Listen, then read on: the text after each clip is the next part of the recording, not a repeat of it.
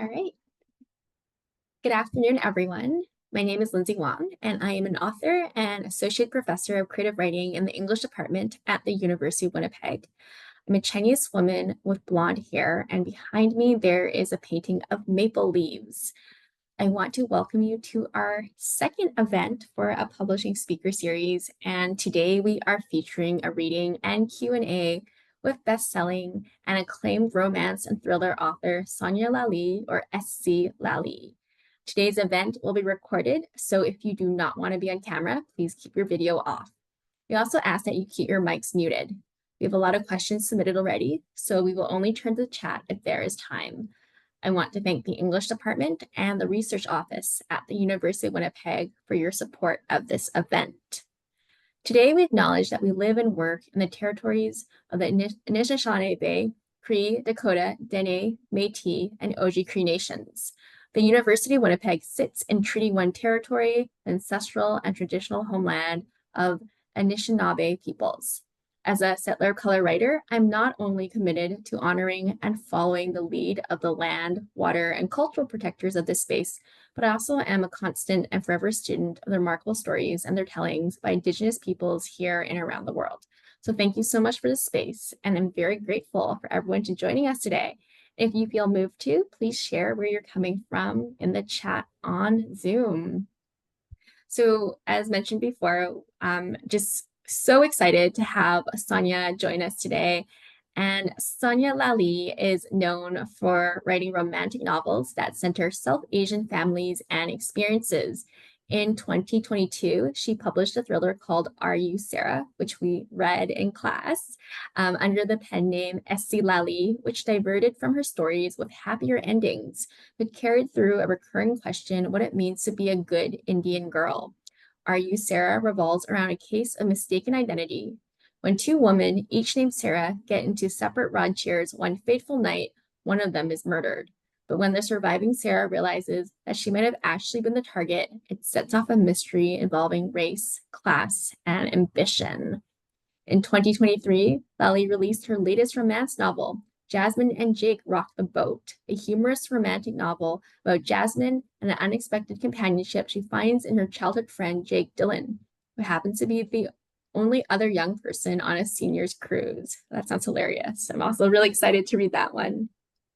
Lalli is a Punjabi and Bengali writer based in Vancouver. Her other novels include A Holly Jolly Diwali, Grown Up Pose, and The Matchmaker's List. So thank you so much again for joining us and making time. We're so excited to learn from you. Thank you for having me. To start, would you like to begin with a reading? Sure. Yeah, thanks everyone for coming and for the lovely introduction, Lindsay. So I'll just read for a few minutes from my new thriller, a new SC Lalli thriller, which came out a couple weeks ago. It's called Plus One, and the publisher is saying it's like a comp to like White Lotus, if you've seen that. It's sort of basically a murder mystery thriller set in Mexico at a South Asian destination wedding, and the bride and groom, who are very, very wealthy from very, very prestigious families, get murdered the night before their Indian wedding. So yeah, the first page is just like a main the invitation because, and we can talk about this later, I sort of structured it where with the invites of each day's events, if you've been to a South Asian wedding, sometimes you know there's multiple days of events, and then it contrasts to what actually happened on that day, because obviously the wedding doesn't take place. Okay, so chapter 1, this is from the perspective of the plus one, the date, girlfriend, interloper to the best man. Someone is coming for me. I white knuckle the handle of my suitcase and stop dead in my tracks. My right ankle wobbles on impact. I'm uncomfortable in heels, even low slingbacks like the ones I'm wearing now. Soft, almost hypnotic music sings through the overhead speakers, and as I take a deep breath in preparation, I notice the scent overpowering my nostrils. It's sweet and soapy, like freshly washed skin. It can't be me. I haven't showered since yesterday morning. The woman charging at me is extremely pretty, late 30s or early 40s, an impeccable top to tail. Her chocolate brown hair is swept back in a graceful ponytail, and she's wearing a white collared crisp shirt and a navy blue skirt and blazer. She plasters a friendly smile on her face as she drives closer. My stomach clenches as I brace myself. You must be Miss Shaylee Kapoor, she declares, hand extended for a firm handshake. I attempt to smile, guilty. My name is Daniela Munoz. Welcome to Blush Resort and Spa Los Cabos. She beams. How was your journey? Before I can answer, she glances down at my suitcase and gasps. Did someone not take your bag, Miss Kapoor? I am so sorry. I wanted to carry it myself, I say quickly. I practically had to wrestle my suitcase and handbag away from 3 bellhops when my taxi pulled up a few minutes earlier. A frosted glass of sparkling rosewater appears in my hand as Daniela leads me further into the lobby, which has the feel and acoustics of a contemporary art museum. We sit on a plush magenta couch where she efficiently checks me in on an iPad and fastens a discreet plastic band around my wrist. Apparently, Daniela is the resort's events director and the mastermind behind this weekend's wedding festivities. She's attending to me personally because, in her words, I'm the plus one of a VIP. After check-in, Daniela tours me around the resort, pointing out the state-of-the-art spa and fitness facilities, shopping piazza, 7 world-class restaurants, Parisian cafe, jazz bar, hookah lounge, conference center, and banquet halls. After she leads me outside, and even though I Googled the resort extensively before arriving, the view still makes my stomach flip-flop. Lush Las Cabas has been a long time coming, she sighs, waving her arm around. Have you been to any of other hotels? I shake my head, and she turns wistfully back to the view. Well, what do you think? Blush opened its doors only 2 months ago, has a rumored price tag of $700 million, and according to a leading travel magazine, is the best ultra-luxury adults-only resort in the America. What do I think? What the hell am I doing here? So that's just the start of the chapter. You're getting, Shay is getting introduced to the characters and the setting, and by the end of the chapter, the bride and groom are dead. So, but I don't have time to get to that. That sounds amazing. I'm really excited. I can just see it being on HBO, right? And having and seeing all the characters. It's really, really amazing how you're able to. I really want to get into your head and learn how you're able to plot something. For those of you who have just joined us, Sonya is such a brilliant plotter, and we were kind of talking about that a little bit before the Zoom started. Literary writers tend to focus on character. More genre writers are really masterful at plot because it's just so hard to do because you have to keep the audience engaged, right? So it's a gift, I think. Yeah, thank you. Thanks, that's very kind.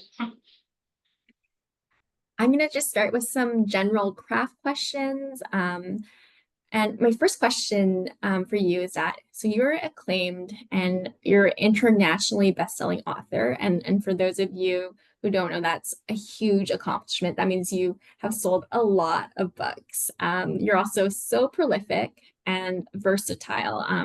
You're able to write thrillers that have scary murder, but also you can write really funny and heartwarming and really swoony romances.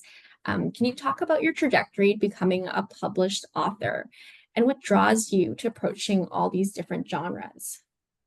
Sure. Well, I think that genre to start is something that, in my opinion, something that's kind of coming from the publishing industry and from booksellers. It's like they have to know how to categorize your book and how to sell it to readers, and readers have to know how to find a book that they're interested in. So I personally didn't think a lot about genre when I started writing because I read across genres like literary, nonfiction, thrillers, romance, fantasy, whatever, right? I just read a good book is a good book. So I started writing over 10 years ago. At the time, I was in my mid-20s and I was kind of, I was dating, figuring out my career, you know, parental, growing up, those kinds of family stuff that you kind of sometimes only you realize when you move away or when you're older and you're an adult, you can see your parents as imperfect and sort of all these things. And so I had an idea for the matchmaker's list, and the first draft was probably not more a romance. That was something that was developed later, but it just made sense for a lot of the topics that I was writing in and my voice and my age. for it to be romance slash women's fiction. So that's kind of how I ended up in that genre. And to be honest, I didn't intentionally do that.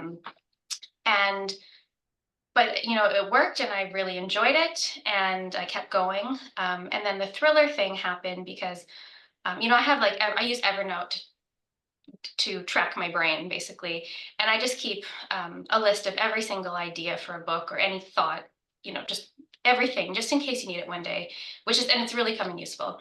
And basically, I had an idea for this for Are You Sarah years before I started writing it, but I thought, well, I don't write uh, thrillers. And then during the pandemic, I had some extra time, and I didn't really feel all that happily ever after positive for writing a romance. And I just started writing it as a lark, basically, to keep myself occupied. And I didn't know if it would be any good, but it worked as well. And so I was really lucky, and I love it. But honestly, neither was that intentional. That's so interesting, because you make up this really good point that all writing is writing. Good writing is good writing. That genre doesn't really exist only for people who are trying to sell your book, and I think we always forget that, right? Because often Yeah, there's not much of a distinction between literary and genre writing, except as I mentioned before, like the plot. But then plot is also writing, so something to think about. yeah, Yeah, and it's so interesting how you started Are You Sarah as a lark. I had no idea. yeah. No, it was it it was I mean, I guess I hoped it might turn into something. Hmm, hmm. But I didn't have that expectation on myself. And because romance, I was sort of, by that point, I'd written a few books, rom-coms that followed a structure, and I had a very sort of arc, like a plot arc that I followed. And the thriller follows the same format. Obviously, the plot is very different, but it's the same structure, and so I could easily apply that to a different genre. Interesting. I want to ask you about plot later and structure, Sure, yeah. selfishly, because that's something I'm so fascinated with. But having so you've written 6 books and you've just released the other one, the plus one, which you so brilliantly shared with us.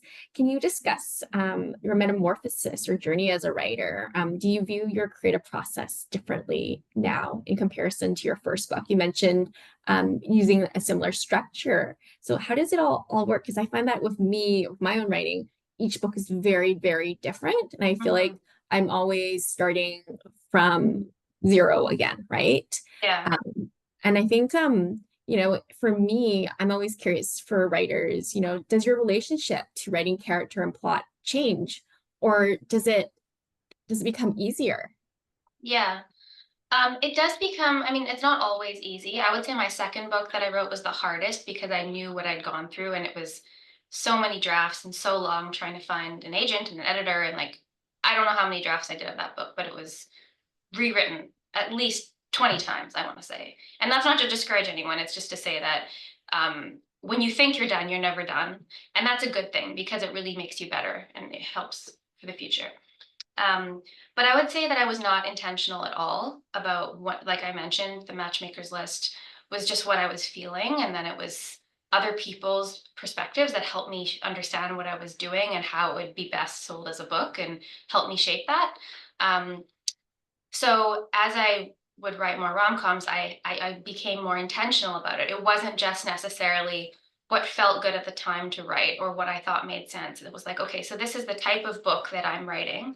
If I want to have a career in this, people are going to expect certain things from me. And that's not to say that you have to write to a certain audience, but if I were to write The Matchmaker's List, which was a um, contemporary romance, which had some heavy issues but pretty light.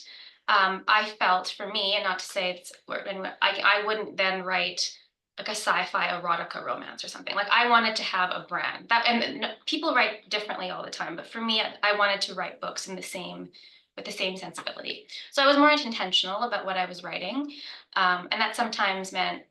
Um, which wasn't always, didn't feel always great because sometimes you just feel like doing this thing, but like, oh, but this would be better for the book. So you sort of pivot. And then when I started writing Are You Sarah, I was even more intentional because I was like, okay, I want to try writing this thing.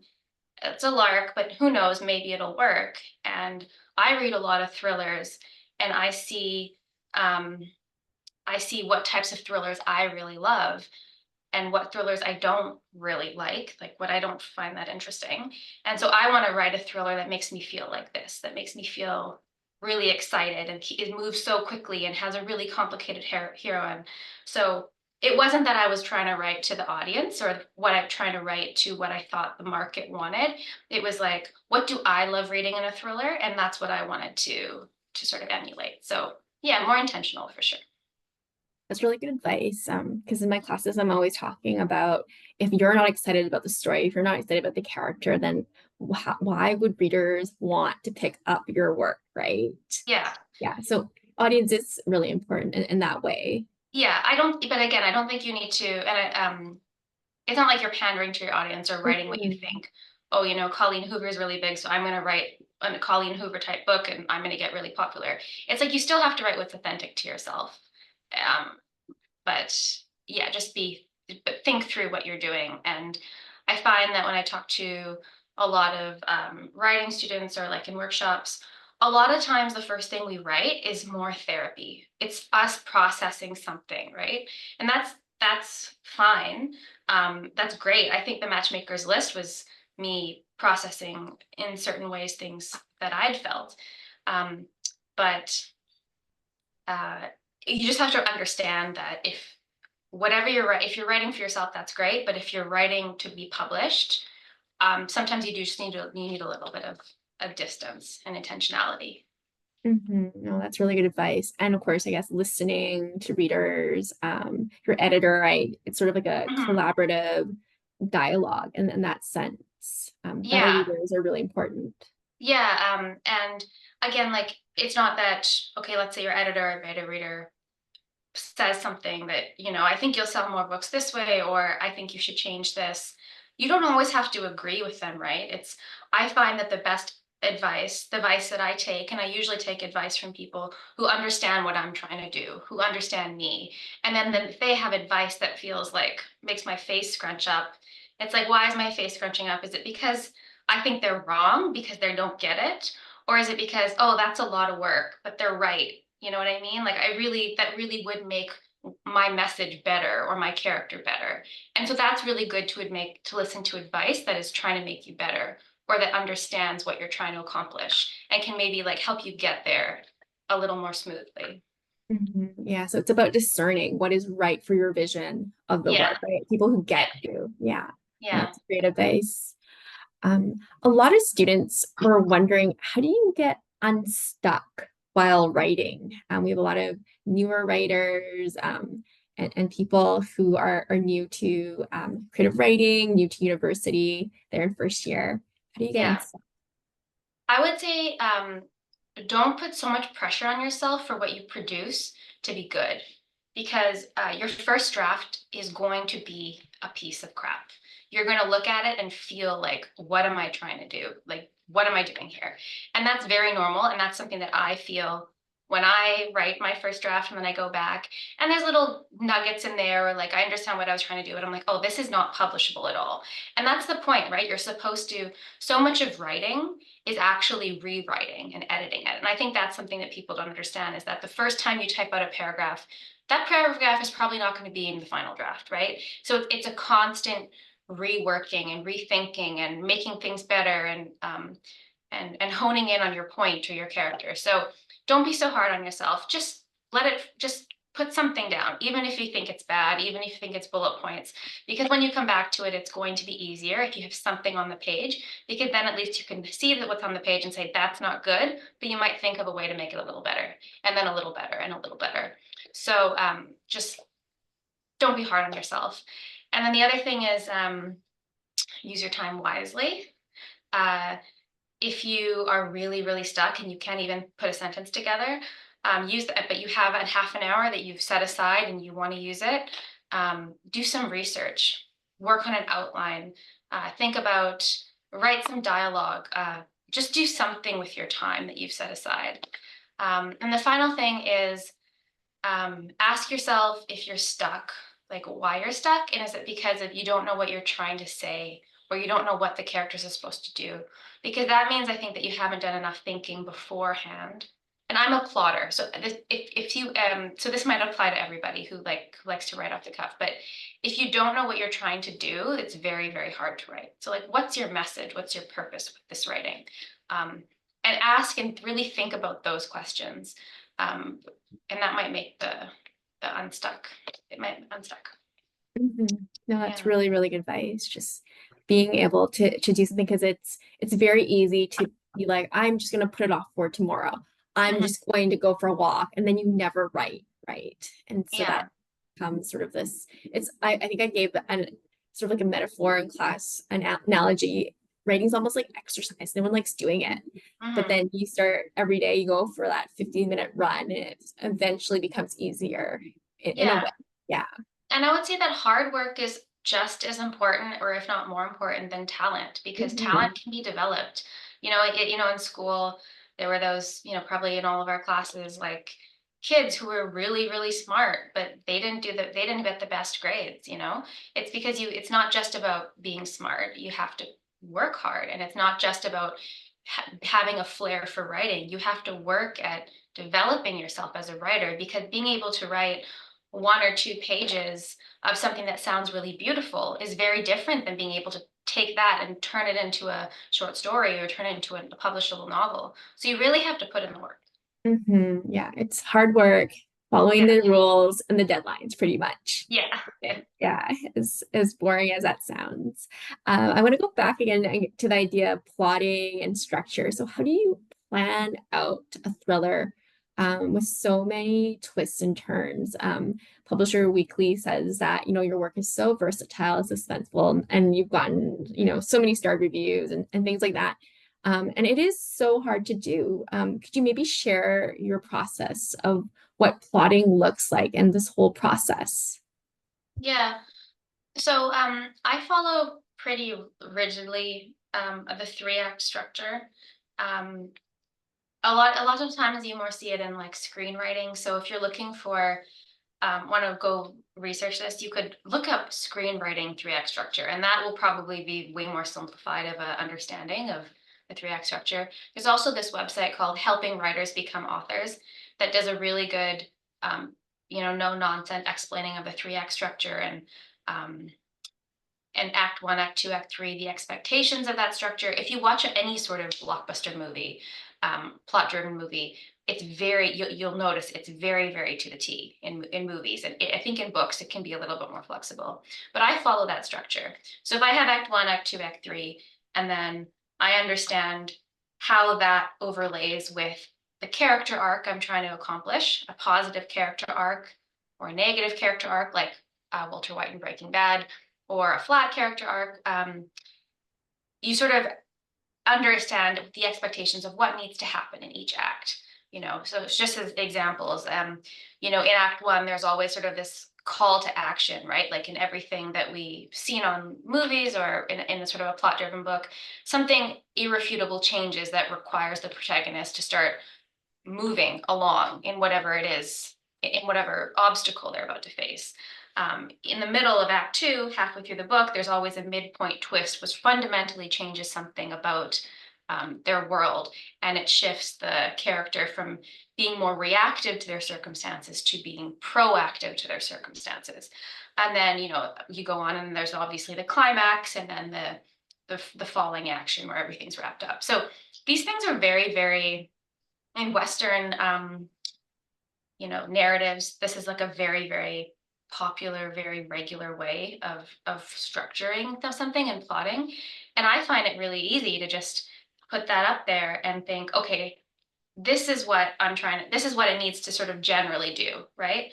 And then I have my idea for my characters. I have an idea for the murder mystery. I brainstorm a lot.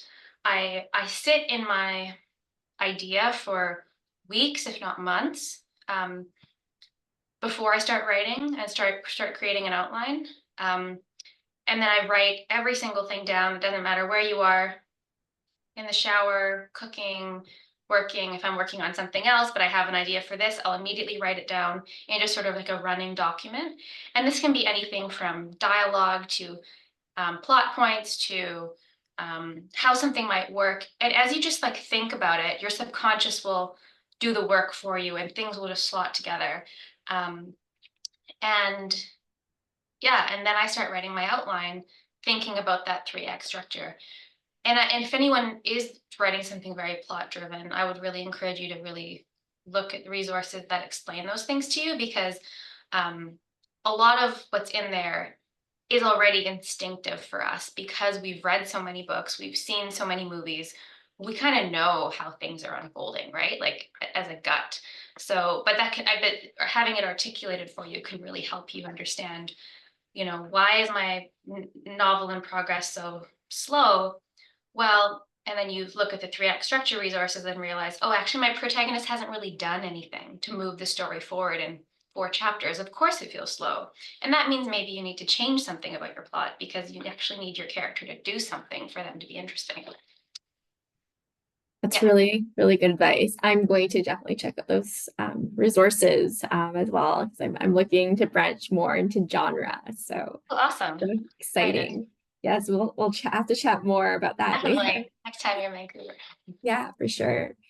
Um, and I'm next question has to refer again to your bio. You mentioned wanting to subvert tropes such as the good Indian girl.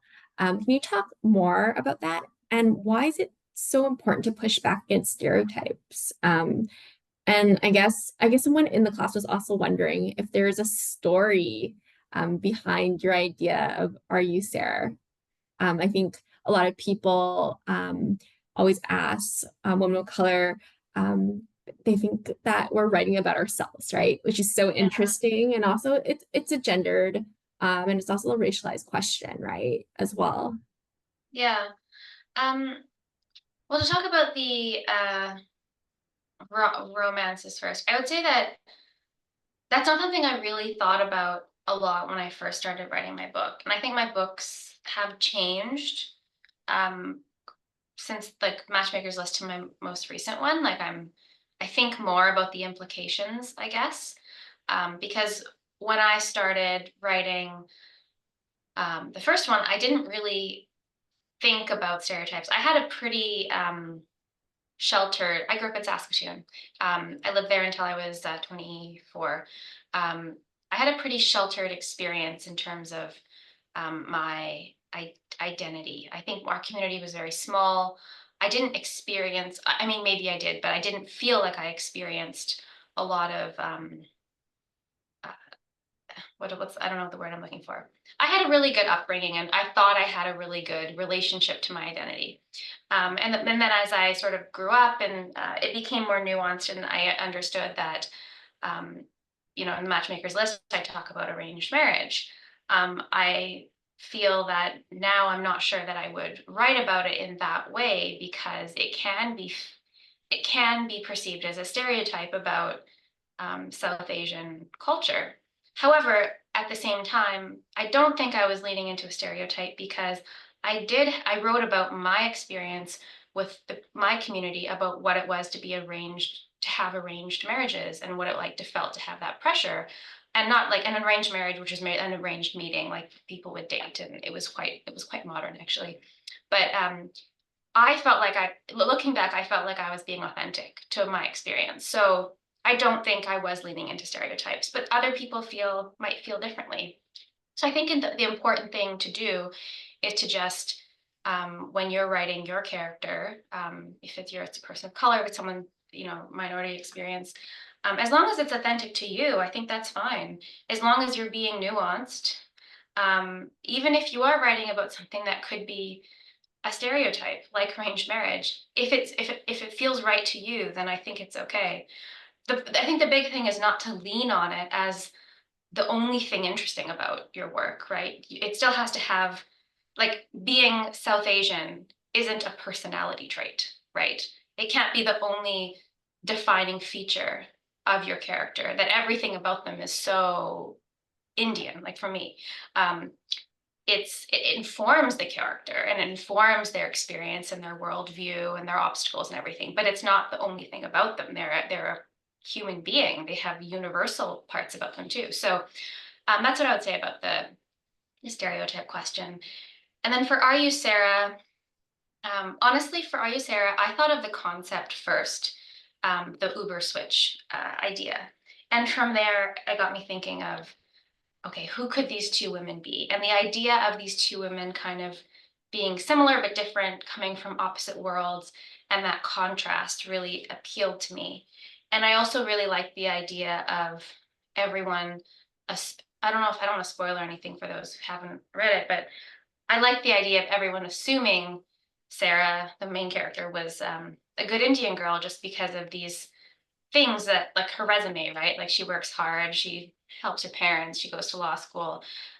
These assumptions about her, when in fact she's not a good, debatably not a good person at all, right? So um, I really loved being able to draw on that part because I think I felt I was relatively like a good kid, but there were parts of me that, I hid from my parents and from I wouldn't want them to ever know about. And I worked at a bar and I had fun in my youth. And I think that it was really fun to draw on this part of me that this edgy part of me and of my peers that I didn't necessarily put in my rom-coms. Mhm. So interesting. And you make a really important point that no matter what your own lived experience, there's always going to be people in the community who don't like what you have to say or disagree with you, right? Mhm. And they think that you represent a whole community, and that's not true. It's like writing about your own lived experience, right? Yeah. Yeah. And I think that um, even someone who was born in the late 80s, who grew up in Saskatoon, who has my exact ethnic background and similar parents, like they might have a totally different opinion or worldview or lived experience. And so it's hard when there's such few books written by minorities because then Mhm. it's sort of like, okay, well, it has this idea that you represent all of them, but I think things are slowly changing, and in romance and rom-coms, there's now like quite a few, like lots of brown rom-com authors that I know of, and so it's really nice to see lots of different perspectives and experiences because they're so different. Mhm. Yeah, that's really good point and really good advice. Thank you. Um, I'm just also wondering, speaking about race and being a woman of color in publishing, are there certain subjects and cultural narratives that we have to write in order to be successful in mainstream publishing? Because I often have BIPOC students come to me and say, well, what if I want to write about my culture, but I don't want to write about the traumatic parts of it, right? Will publishers only publish me if I only write a certain narrative? I hope that's not the case. I think that there's going to be maybe it could be true in some cases, and every author of color will have a different experience coming up in the industry and their perceptions about that. So it definitely could be true. Um, I have never had an editor tell me make this more Indian or make this Mhm. more um, I'm writing rom-coms. Obviously, a lot of the story and the character is informed by her her family context and heritage, but it's not the main point of it, I would say. Um, I also maybe I really don't know. I hope that's not the case, but I'm thinking of our friend Shashi Bhatt, um, her books, especially her new short story collection, Death by a Thousand Cuts. I mean, a few of the characters, and we talked about this, have South Asian names, but those stories are not about those characters being South Asian at all.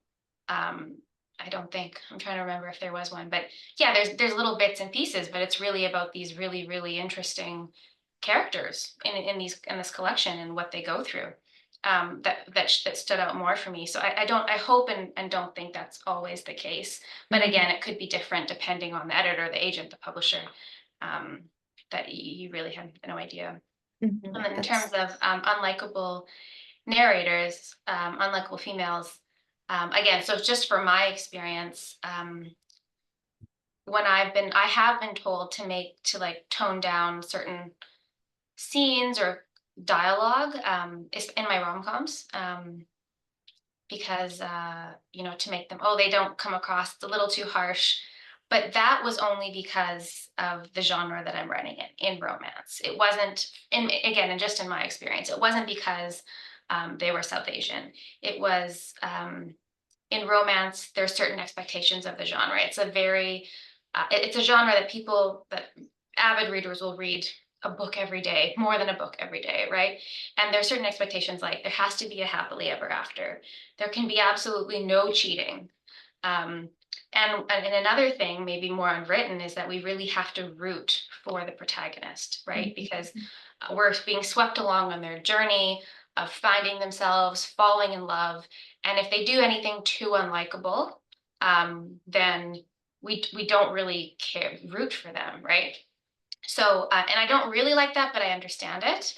And so that was where, when I was like getting advice to tone something down, it was coming from genre expectations.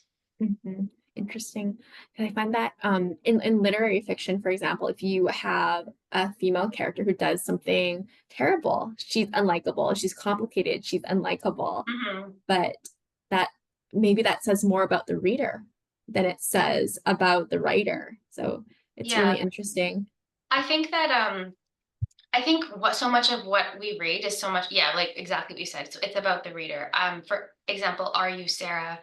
A lot of my family members and friends, because it was a book that, like a new genre. I think most of my family and friends stopped reading after a couple of romances, which is fair. But with the thriller, they all read because it was something new, and they'd all come to me and tell me what they liked about it or what they found interesting.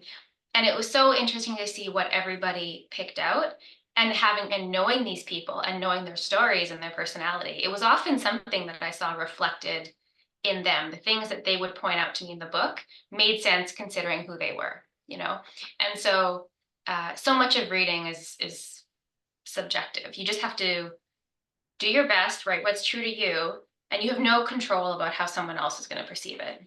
Mhm. Yeah, that's really good advice. Once the book is out in the world, we cannot control what readers think or say about it. It's no longer Exactly. ours, right? It's like Yeah. releasing, I don't Yeah. know, it has legs somewhere. Yeah. Great, thank you. Students are always asking me about pen names. Can you talk about the reasons why you might use different names for writing romance and thriller? Is there a reason behind it, and how did you decide to do it? Yeah. So basically, when I had written my thriller, my agent went to my romance editor and told her. And even though that publisher also does thrillers, they're like, look, I think it'd be too confusing to publish Sonya here for romance and thrillers, but gave their blessing for me to to try and get published elsewhere. But they said, would you consider thinking about writing in a pen name? But again, it was like really totally up to me. It was more of a branding thing, that I'd published several books with one, in one very in one particular genre, and actually two, because rom-com, romance, women's fiction, they're kind of labeled as both. And then what the thriller could confuse readers, or it might just get messy. And I think that a lot of people would have done it anyway. I do know of people who wrote in different genres and used their name for both. But for me personally, I like the idea of having sort of a separate brand, I guess you could say, Mhm, um, because commercial fiction, you know, it's not uncommon for a book to come out every year or 2 years. Um, I didn't want it to. I just wanted to keep those two things separate, for ease for readers, but also for me. Like, what if the thrillers don't go well? You know what I mean? Or what if I just want to pursue one and not the other? What if I tank? It just kind of kept the things too cleaner for me. But it's not a secret pen name. Like, it says SC Lolly, and then there's still my picture in the book. There's still my bio refers to my other writing as Sonya Lolly. It's like an open pen name. mhm. Interesting. And then that's good to know, right? I Yeah. guess I mean, then people who like your thrillers will like turn to your romance and vice versa. They know where to find you, right? Maybe, yeah, Yeah. hopefully. Great. So I think one summer we went for a walk with our other writing friend Sashi, which she brought up. And you mentioned watching a lot of TV as inspiration. And in my workshops, we're always talking about literary genealogy and influences and things like that. And I'm wondering how you might discuss how some of these literary grandparents or cousins or aunties, they help shape your latest work. What writers or TV shows influence your writing? Yeah, so I think for the rom-coms, definitely uh, I mean, the golden era for me of for a lot of people of rom-coms is that early 2000s, with like Legally Blonde and How to Lose a Guy in 10 Days, Miss Congeniality, uh, what's the one with Jennifer Garner where she goes back as a Oh, 13 going on 13 30? going on 30. Yeah. Like those are all very, very informative rom-coms. And you've seen them 1,000 times. And but the thing that I loved about those rom-coms, and every single one that I mentioned, is that if you think about it, the rom part is not the main arc, right? In Legally Blonde, the Luke Wilson new love with the old boyfriend is kind of secondary to her becoming this badass lawyer and finding herself, right? In Miss Congeniality, it's more about the the FBI thing and finding herself than about Benjamin Bratt or whatever. Yeah, Benjamin Bratt. And in 13 Going on 30, again, it's not about the Mark Ruffalo romance is second to her realizing that she was a bad person and wanting to change, right? And so I think in all the rom-coms that I love from that era, um, the woman's story and her change and her um, agency was more or just as important as her falling in love. And I love that. And that's something that I uh, put in my rom-coms is this sort of character journey. And then in Mhm. terms of the thriller, just anything that keeps you moving. Like the book Gone Girl, or like the movie of Gone Girl, or Breaking Bad, or I'm trying to think. Um, there's so many good action TV shows. I actually watch a lot of action movies as well. My dad used to take me to them when I was a kid, and so I find that watching anything where things are just moving really, really quickly, it's not happening in the protagonist's head. A lot of really great thrillers happen in their head. It's psychological. Um, and I like to bring that in there a little bit, but for me, I really love things to be moving very, very quickly in the real world. So, and movies that happens all the time. So, yeah, No, that's really good advice because that adds that propulsive quality to your work, mm, right? That yeah, that narrative. Otherwise, we can spend a lot. At least a lot of writers might spend 200 pages in a character's head and nothing happens, right? yeah. But And if we you're do. really great, oh, sorry. Go ahead. I was just gonna say, like, for really great writers, that's awesome. I really don't mind. Like, I love Sally Rooney, for example, and a lot of those books are in her head, but I really like the writing, and so I'm happy to be in her head. But for me, no one's interested in being in my head for 200 pages, so I like to keep things moving. And not to say like one style is better than the other. It's just different, right? Yeah, It's a different yeah, quality, right? Some people might be really good at writing interiority in a character's head. Other people are better at creating that action and external narrative arc, right? Um, and I guess going back to craft, so we've been talking a lot about characterization and craft.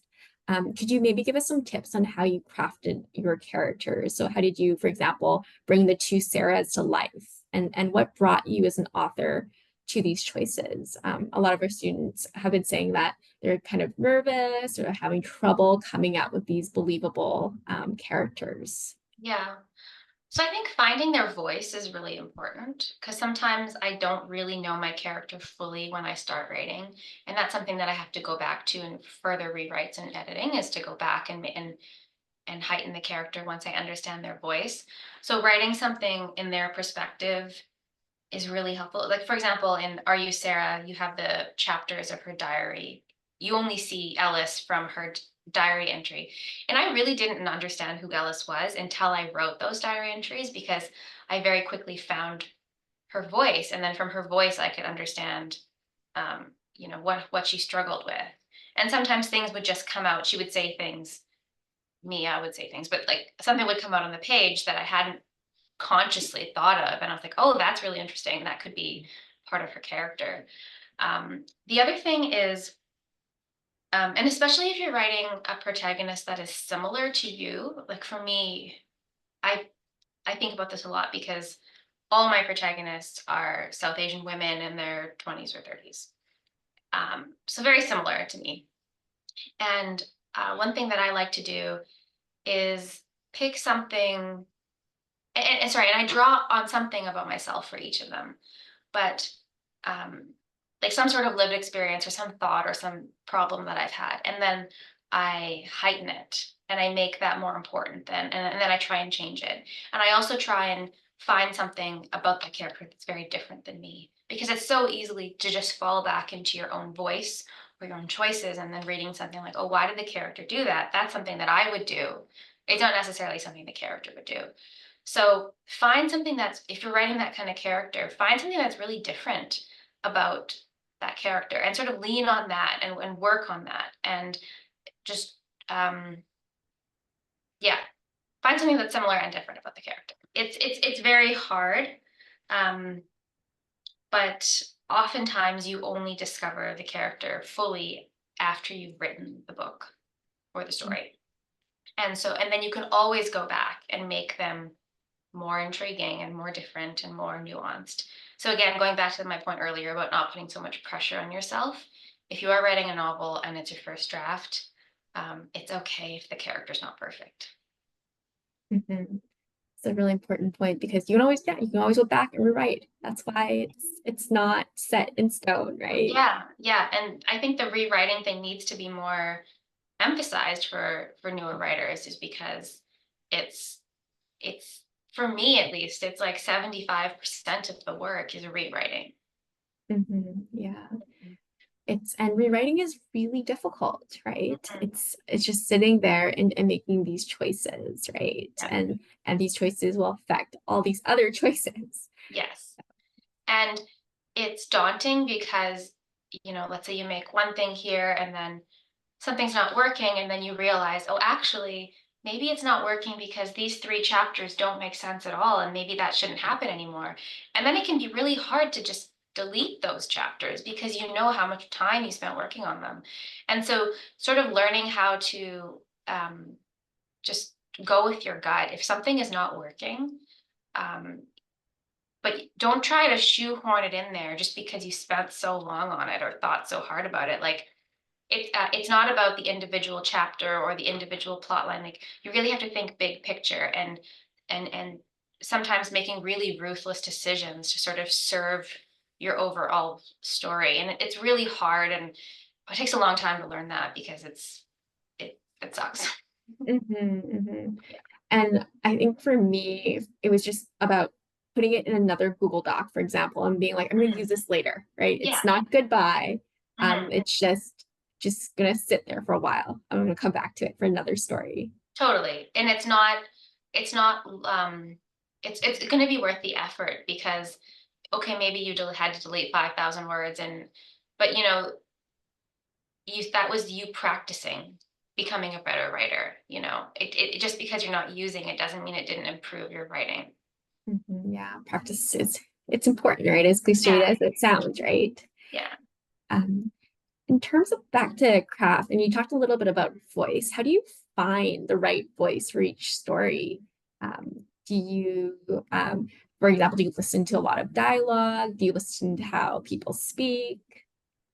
Yeah, I mean, a lot of it comes from, so in my family, we're very open with each other, you know, chatting back and forth. Sometimes it seems like arguing. Like, my husband, the first few years, would just thought my family and I were arguing all the time, but no, it's just how we talk to each other. It was like very um, fun and uncombative, and that sort of style is just what I grew up with and have in my head. So it makes sense for a lot of my, and that can be fun, right? So it makes sense for a rom-com to have these really like fun dynamics. And from there, you can kind of build the character of, okay, what's the sister like, or what's the brother like, or the mom, or the ex-boyfriend, and those kinds of things. Um, and then for the voice, um,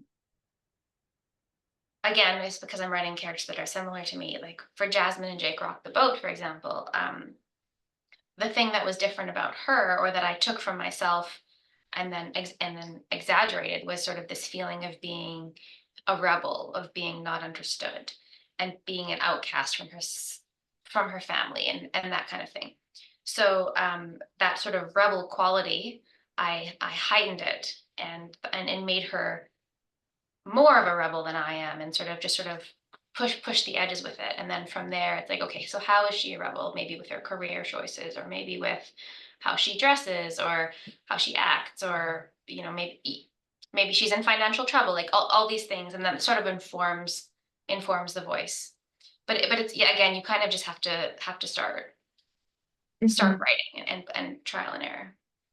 So you start somewhere, you can base it on yourself and then emphasize those qualities. It's almost like an exaggeration sometimes, right? Yeah, yeah. Yeah. Yeah, for me at least, it's something that I understand personally, and then I change it in some way that makes it very different to me. Yeah. Mhm. Yeah. In the interest of time, I'm going to ask maybe one more question, and then do you feel like doing a lightning round? Yeah, yeah, happy to do whichever Okay. makes sense for the class. So, speaking of publication, because writers always want to know, how does one go about publishing their work, and how do you know if you're ready to submit? And I know you bring a very interesting point of view because you've also worked for a publisher. Um, yeah, so basically you just have to like finish the book. And I remember when I was writing my first draft of Matchmaker's List, I had gotten the Writers and Artists Yearbook out of the library, and I spent so long kind of I wasted an entire day looking through it and making a list of the agents I wanted to submit to. And then I had nothing to show for myself at the end of the day. And so I was so mad at myself, and I was like, and then I returned it, and I was like, okay, I'm never gonna actually get this book done if I, screw around the edges. You have to really focus on the book. You're never gonna get to the next step unless you finish the book. So do your best at finishing the book. Um, and wait when you think it's ready. Wait, sit on it for a couple weeks at least, and then like look at it again. Do that a few times. Give yourself time. Don't rush it. You really have one chance to put your best foot forward. If you have people, a community, writers workshops, professors, whatever, to give you perspective, take time to get their feedback and to think about their feedback, even if it means a big rewrite. Just take your time. I definitely submitted too early. After that, I don't know if you wanted me to talk about this, but after that, if you wanted to be traditionally published, you would typically have to go to an agent, go through the querying process, and then work with that agent. Probably there's more edits that they want, and then they would go out to publishers. Um, Depending on the genre, you can probably also submit straight to smaller publishers as well, and cold email publishers as well. Mhm. Yeah. That's really helpful. It's think about the querying process, and I'm like, oh, I never want to do it again.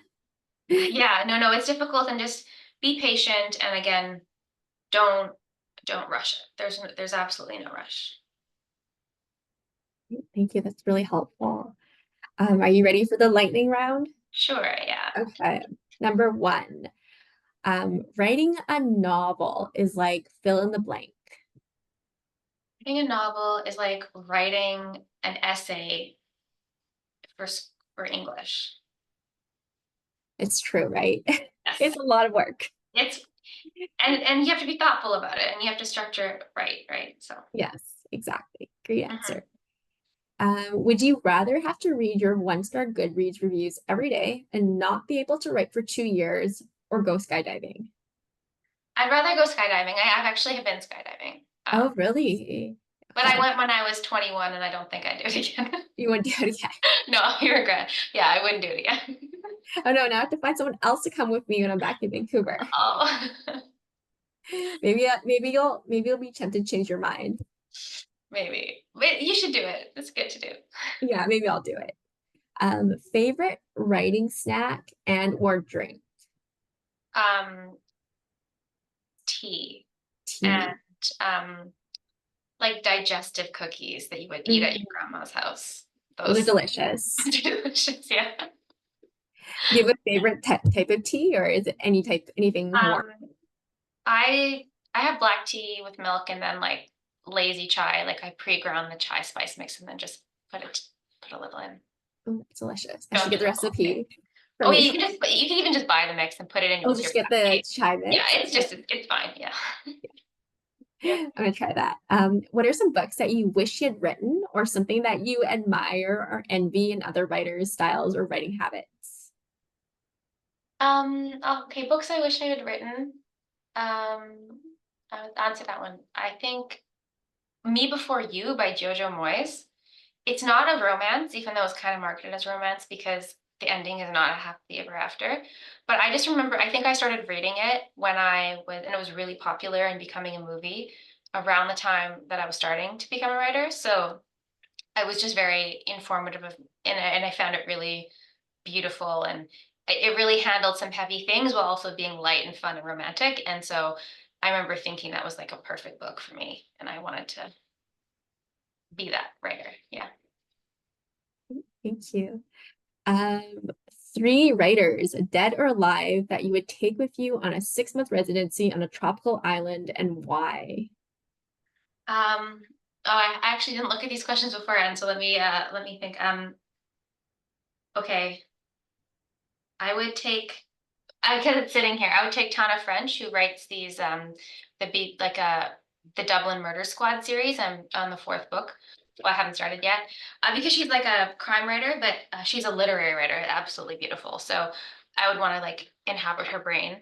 Um, I would take I would take Shakespeare because I want to figure out if he actually did write those plays. That, you know, what is it, Mhm. Francis Bacon or whatever? There's that theory that he didn't actually write them, so I'd want to figure that out. And then I would take uh, Jhumpa Lahiri because she's my favorite writer. Good answer. I'm coming to that residency. I'm gonna like take a Yeah. helicopter in Okay. and learn from these writers. Most embarrassing moment at a literary event. You can skip this one, but I want to know later. I'm gonna, like, I'll bother Oh, you in Vancouver if you don't want to share. luckily I don't think I've had anything too embarrassing, but now I don't want to jinx myself. But yeah, don't really. Nothing that I Fingers crossed. yeah. And the last one piece of advice for aspiring writers. I think that you just have to believe in yourself because um, writing often we come to it. I think, and a lot of us come to it because we love to read and because we feel like we have something to say, and then actually going through the process of like realizing how hard it can be and how discouraging it sometimes feel. It can feel really amazing after a good day. It can feel very discouraging, and that never goes away. And so just understanding that if this is the journey for you, that it's not going to be easy just because like you just have to believe that even the hard days are going to be worth it. Because there are hard days and there's something that I feel all the time. You know, it's a 50-50 day on whether I'm going to feel like I'm God's gift to the literary world or whether I'm a total fraud. So that just when you're just believe that you're there, you're doing it for a reason. Mhm. No, that's really good advice. And it's also inspiring to hear because we all have really bad days, even as professional writers. It does not get easier after each book. Yeah, and Mhm. if this is a career that you're thinking about, like any career, there's going to be ups and downs and uncertainty, and that's just how life is. So um, it loses some of the sparkle. The idea of writing does lose some of the sparkle, but it becomes something way more interesting. For sure. Yeah. Yeah, That's why writing communities and other writer friends are always so supportive and helpful, right? When you're totally. having a terrible day, and so literary community as well. Yeah. Well, thank you so much, Sonya, for coming. I know you're so busy, but we're Oh just so no, lucky to learn from you and thank you hear for you having me, read. and And nice to chat. it was so lovely to know about your brain. And you're just so brilliant in how you're able to keep producing all these different genres. And I'm like, so excited for to read your newest book. Oh, thank you so much. All right. Thank you so much. Okay, thanks everyone. Have a nice day. Bye. Bye.